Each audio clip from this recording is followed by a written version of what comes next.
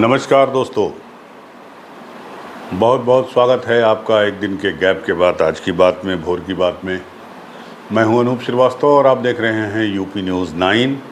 और अगले आधे घंटे तक, सुबह के 8 बजे से लेकर 8:30 बजे तक मैं आपके साथ जुड़ा हूं और उम्मीद करता हूं कि आप लोग भी जुड़ चुके होंगे। इसके लिए मैं आपका धन्यवाद ज्ञापित करता हूं। तो अगले आधे घंटे तक हम बात करेंगे उन खबरों की जो हमारे रोज़मर्रा जीवन से सरोकार रखते हैं और जिनको लेकर हम और आप सोचते हैं, पढ़ते हैं। तो चूँकि अखबारों से ये खबर मैं निकालता हूँ, तो अखबारों में ऐसी खबरें जो हमारे आपके रोज़मर्रा के जीवन को प्रभावित करती हैं या जिनके बारे में हम चर्चा करते हैं, तो उन्हीं खबरों का चयन मैं करता हूं, उन्हीं के बारे में आपसे बात करता हूं, अपने विचार साझा करता हूं आपसे। और एक बार फिर मैं आपको दोहरा दूं कि मेरा ज्ञान बांटने का कतई इरादा नहीं है। चूँकि मैं 3-4 अखबार लेता हूं, तो मैं सोचता हूं कि सुबह सुबह इसी बहाने, खबरों के बहाने जो है आपसे थोड़ी रूबरू हो जाऊं, थोड़ा रूबरू हो जाऊं, आपसे थोड़ा गुफ्तगू हो जाए। तो यही मकसद है मेरा इस प्रोग्राम को करने का। तो चलिए शुरू करते हैं इसको आज पहली खबर से। तो पहली खबर ये है कि पीएम मोदी साहब ने जो है वो रविवार को 11 राज्यों के धार्मिक और पर्यटन स्थलों को जोड़ने वाले 9 वंदे भारत ट्रेनों की शुरुआत कर दी। 25 पहले से चल रही हैं, तो 25 और 9 34 हो गई टोटल अब वंदे भारत ट्रेन जो हैं हमारे देश में। वंदे भारत ट्रेन जो है वो पूरा देसी कॉन्सेप्ट पे है और ऐसी जगहों पे शुरू में चलाया जा रहा है जहां टूरिस्ट ज़्यादा जाते हैं या धार्मिक महत्व की जगहें हमारी हैं, तो उनसे ज़्यादा पहले इनको चलाया जा रहा है। धार्मिक और साथ ही साथ कॉमर्शियल अगर सेंटर है तो उनके बीच चलाया जा रहा है। तो लेकिन ये है कि उन्होंने, प्रधानमंत्री ने वीडियो कॉन्फ्रेंसिंग के जरिए जो है हरी झंडी दिखाते हुए ये भी कहा है कि रेलवे का आधुनिकीकरण किया जाएगा और वंदे भारत ट्रेन से देश का हर हिस्सा जोड़ा जाएगा। तो अभी 34 चल रही हैं, तो हो सकता है अगले साल तक जो है 78 हो जाए, 68 हो जाए। तो अभी जो 9 ट्रेनें चलाई गई वो 11 राज्यों से गुजरेंगी। उनमें राजस्थान, तमिलनाडु, तेलंगाना, आंध्र प्रदेश, कर्नाटक, बिहार, पश्चिम बंगाल, केरल, उड़ीसा, झारखंड और गुजरात है। ये उदयपुर, जयपुर दोनों काफ़ी इम्पोर्टेंट शहर हैं राजस्थान के। तिरुनेलवेली, मदुरै, चेन्नई तमिलनाडु के हैं। हैदराबाद, बेंगलुरु भी बहुत इम्पोर्टेंट डेस्टिनेशन है। दोनों राजधानी है, एक तेलंगाना की और दूसरा कर्नाटक की। विजयवाड़ा, चेन्नई, ये भी जो है चेन्नई के लिए इम्पोर्टेंट प्लेसेस हैं दोनों। पटना, हावड़ा तो आपको पता ही है कि मतलब बहुत सारी ट्रेनें चलती हैं पटना हावड़ा से, स्पेशली पटना से या दानापुर से, पटना के ठीक बगल में जहाँ पे DRM ऑफिस है। तो दानापुर से हावड़ा एक ट्रेन चलती है डेली, फिर भी जो है कम पड़ जाती हैं सीटें। तो पटना हावड़ा के लिए भी वंदे भारत की ट्रेन जो है वो शुरू कर दी गई है। अच्छी खबर है ये बिहार के लोगों के लिए, बंगाल के लोगों के लिए। कासरगोड, त्रिवेंद्रम, केरला के लिए भी ये ट्रेन शुरू हो गई। और राउरकेला, भुवनेश्वर, उड़ीसा, राउरकेला, भुवनेश्वर और पुरी, यहाँ से भी वंदे भारत चलेगी। रांची और हावड़ा, रांची हावड़ा भी झारखंड और पश्चिम बंगाल एक इम्पॉर्टेंट डेस्टिनेशन है। रांची आपको पता है झारखंड की राजधानी है, हावड़ा तो खैर आपको पता ही होगा। तो रांची और हावड़ा के बीच में चलेगी। और जामनगर, अहमदाबाद, गुजरात में, दोनों इम्पोर्टेंट शहर हैं गुजरात के कॉमर्शियल दृष्टि से, तो व्यापार की दृष्टि से। तो ये ट्रेनें हैं जो चलेंगी। अच्छा, वंदे भारत का जो ये नया बेड़ा चलाया गया है, इसमें एक ट्रेन केसरिया रंग की है जो केरल के कासरगोड, त्रिवेंद्रम के बीच चलेगी। बाकी सभी नीले सफ़ेद रंग की हैं। एक केसरिया क्यों चला रहे हैं भाई, ये नहीं लिखा है इसमें। रविवार को इन ट्रेनों की शुरुआत हो गई। सोमवार से सभी ट्रेनें कमर्शियल सेवाएं देना शुरू कर देंगी। मतलब आज से ये सारी ट्रेनें जो हैं चलना शुरू कर देंगी। अगर आपको जाना है तो आप अपना टिकट बुक करा सकते हैं। सभी ट्रेनें चेयर कार होती हैं वंदे भारत की, आपको पता ही है। और कोई भी ट्रेन 16 कोच की नहीं बल्कि 8-8 कोच की है। ये अभी 8-8 कोच की ट्रेनें हैं, बोगी कम होगी, ठीक है।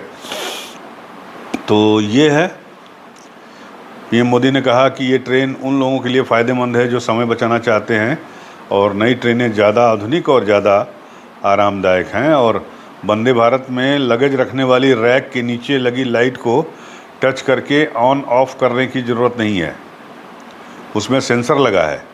पहले वाली वंदे भारत की एग्जीक्यूटिव क्लास की सीटें लाल रंग की थी, जिन्हें अब ब्लू कर दिया गया है। बाकी ट्रेन के अन्य कोच की सभी सीटों के कवर पहले की तरह नीले रंग के हैं।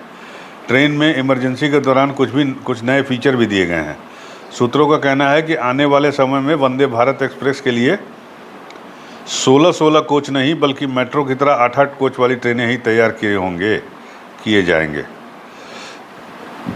तो ये है वंदे भारत।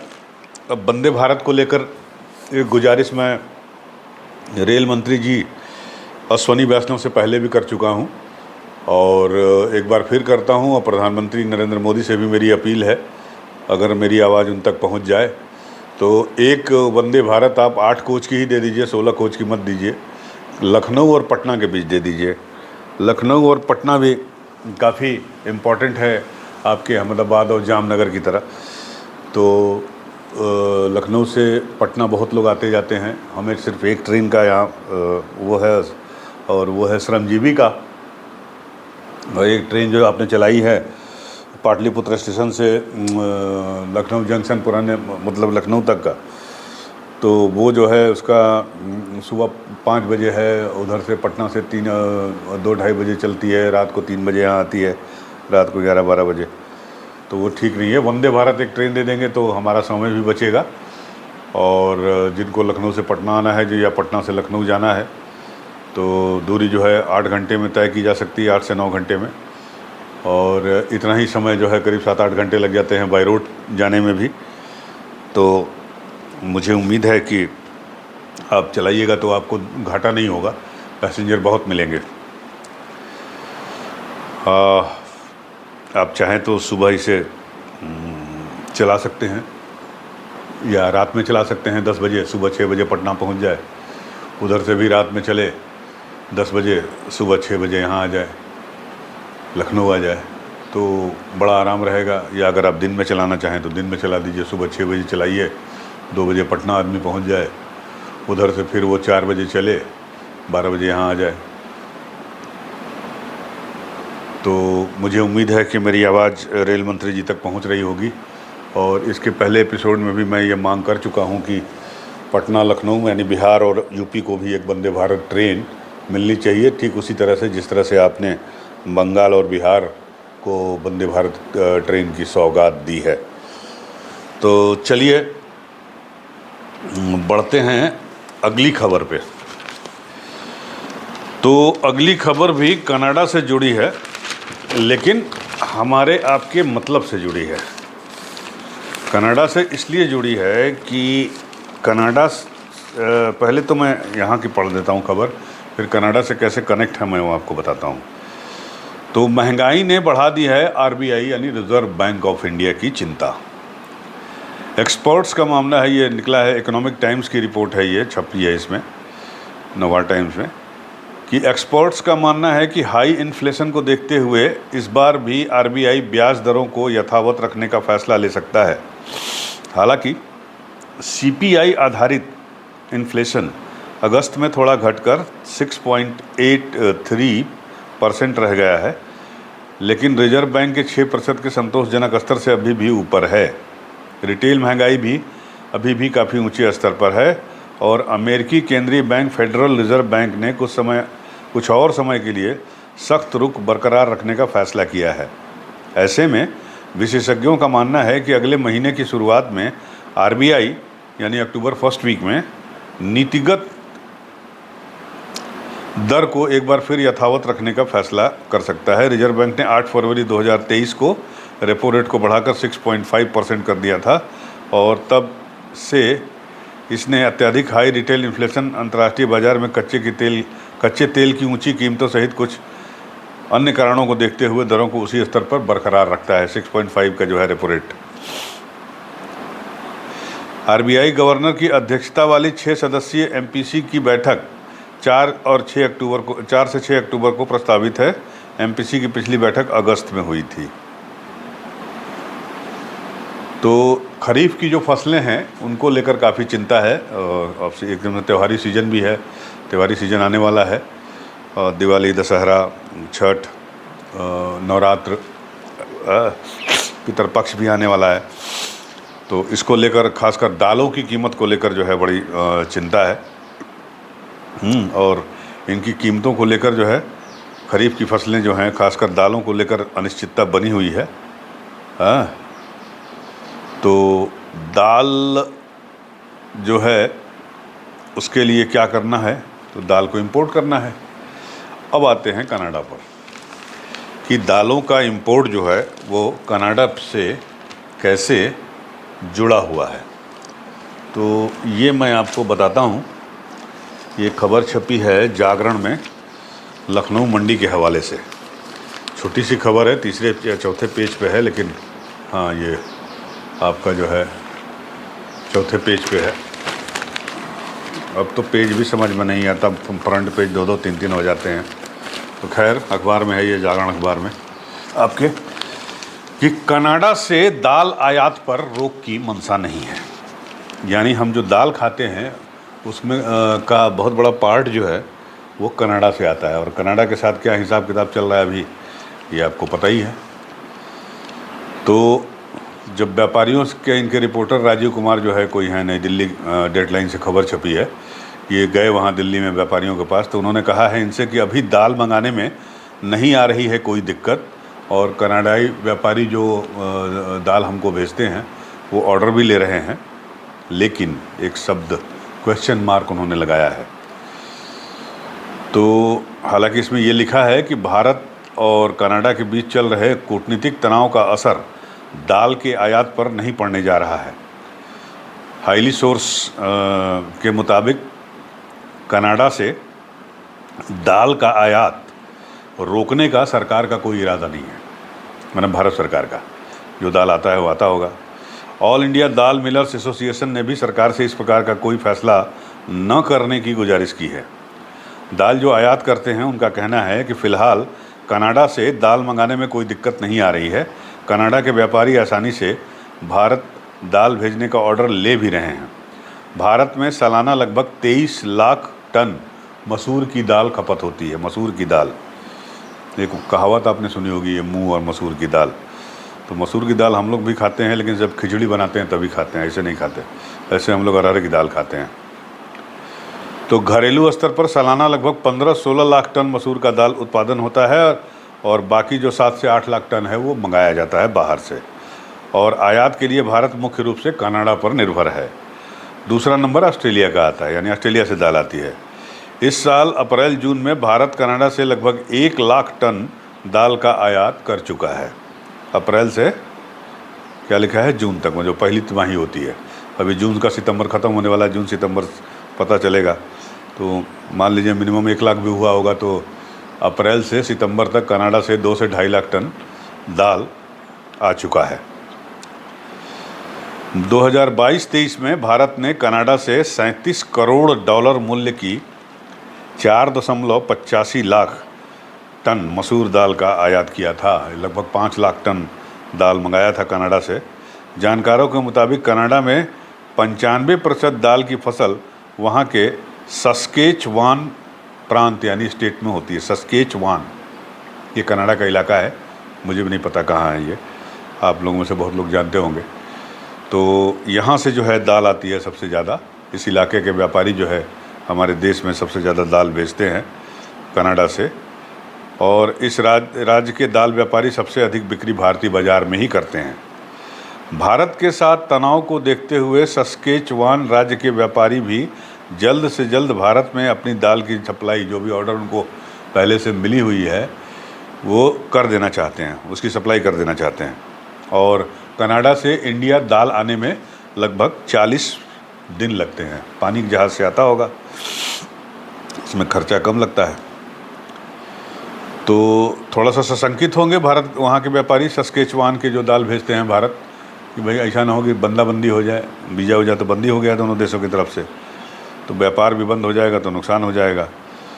तो अब इसका असर जो है हमारे सप्लाई पे पड़ेगा, दाल महंगी होगी भारतीय बाज़ार में। अगर सपोज करिए, अभी तो कुछ नहीं हो रहा है, लेकिन सपोज करिए कि आने वाले दिनों में स्थितियाँ और ख़राब होती हैं, रिश्ते और बिगड़ते हैं, तो हो सकता है कि व्यापार पे भी प्रतिबंध लग जाए, जैसे चाइना के साथ हुआ हमारे देश में कि बहुत सारी चीज़ें जो है चाइना से मंगानी हमने बंद कर दी जब चाइना वो हुआ था, गलवान कांड हुआ था उसके बाद से। तो नोबडी नोज की फ्यूचर में क्या लिखा है, क्या होगा, लेकिन इसकी आशंका है कि हो सकता है कि जो 4 अरब डॉलर का कनाडा के साथ हमारा व्यापार होता है, तो उसमें कुछ चीज़ें ऐसी हो जिस पे रोक लग जाए या बंद हो जाए। पूरी तरह तो बंद नहीं होना संभव नहीं है, लेकिन कुछ अंकुश लगाया जा सकता है दोनों देशों की तरफ से। तो उसमें दाल की सप्लाई है, तो लिहाजा इंडिया ने ऑल्टरनेट ढूंढना शुरू कर दिया है। भारत ने कनाडा के विकल्प की तलाश शुरू कर दी है, ये अखबार में भी लिखा है कि भारत ने मसूर के दाल के लिए कनाडा के विकल्प की तलाश शुरू कर दी है। यही वजह है कि अमेरिका से दाल पर, जो दाल आयात होती है अमेरिका से, उस पर 30% शुल्क लगता था, उसको पिछले हफ्ते ज़ीरो कर दिया है हमारी सरकार ने। बहुत तेज़ है हमारी सरकार, तुरंत जो है एक्शन लेती है। जैसे टमाटर महंगा हुआ था, तुरंत नेपाल से जो है 1 लाख टन आया था, कितना आया था मुझे याद नहीं है, लेकिन नेपाल के रास्ते आया। तो अब टमाटर देखिए सस्ता हो गया, 40-50 रुपये किलो है मार्केट में। तो टमाटर के उससे निकले हैं, तो फिर अब दाल वाले में उलझ रहे हैं। तो इसको देखते हुए पिछले हफ्ते ही जो है 30% आयात शुल्क जो है लगता था दाल पे, उसको ज़ीरो कर दिया है। यानी अगर कनाडा से कुछ गड़बड़ हुई तो अमेरिका से दाल आएगी। इस फैसले से अमेरिका से भी मसूर दाल के आयात का रास्ता खुलेगा। इसके अलावा रूस, सिंगापुर और तुर्की तो बदमाश देश है, उससे मत मंगाइए। इसके अलावा रूस, सिंगापुर और तुर्की जैसे देशों से भी मसूर दाल के आयात की संभावनाएं तलाशी जा रही हैं। व्यापारियों के मुताबिक पिछले 10 दिनों में मसूर के थोक भाव में प्रति क्विंटल 200 से 300 रुपये का इजाफा हुआ है। समझ गए? थोक बाजार में मसूर की कीमत 7,500-8,000 रुपये क्विंटल चल रही है, और आशंका इस बात की है कि इसमें और बढ़ोतरी हो सकती है। तो ये है भाई, ये मूंग और मसूर की दाल।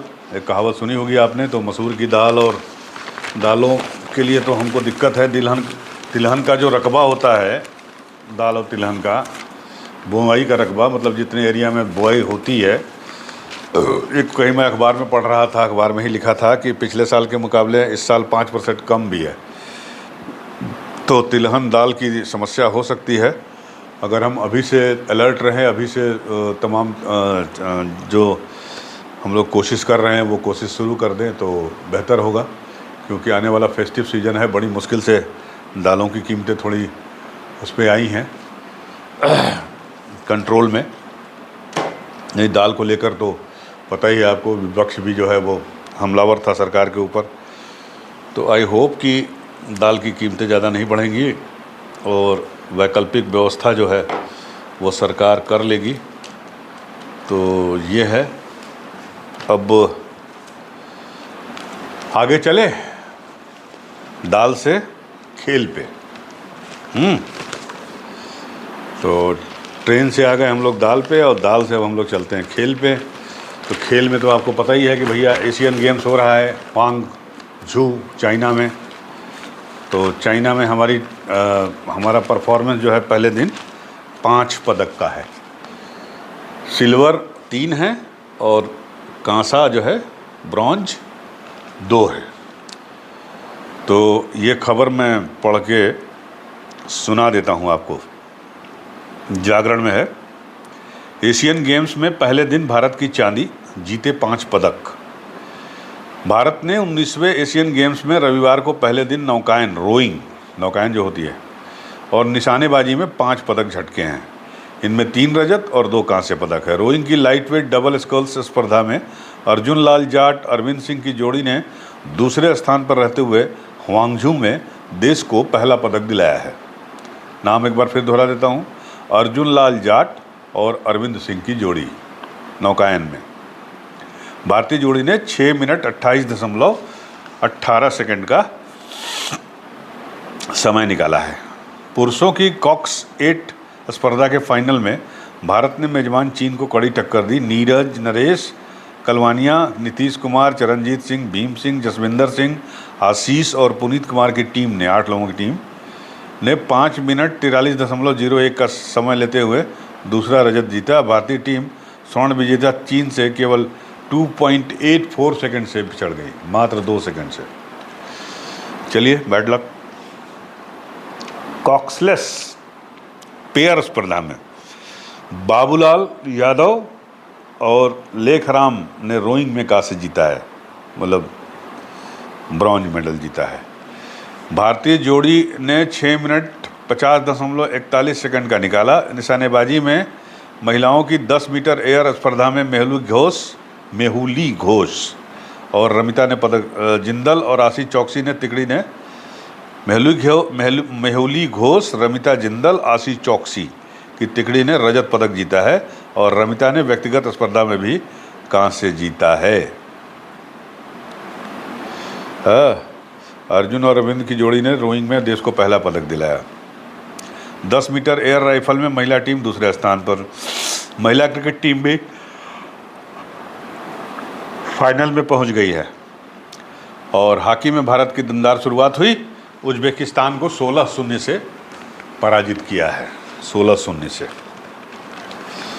तो देखते रहिएगा, दूरदर्शन पे आ रहा है एशियन गेम्स हमारा, और हमारे खिलाड़ियों का हौसला अफजाई करते रहिएगा। तो ये हुआ भैया।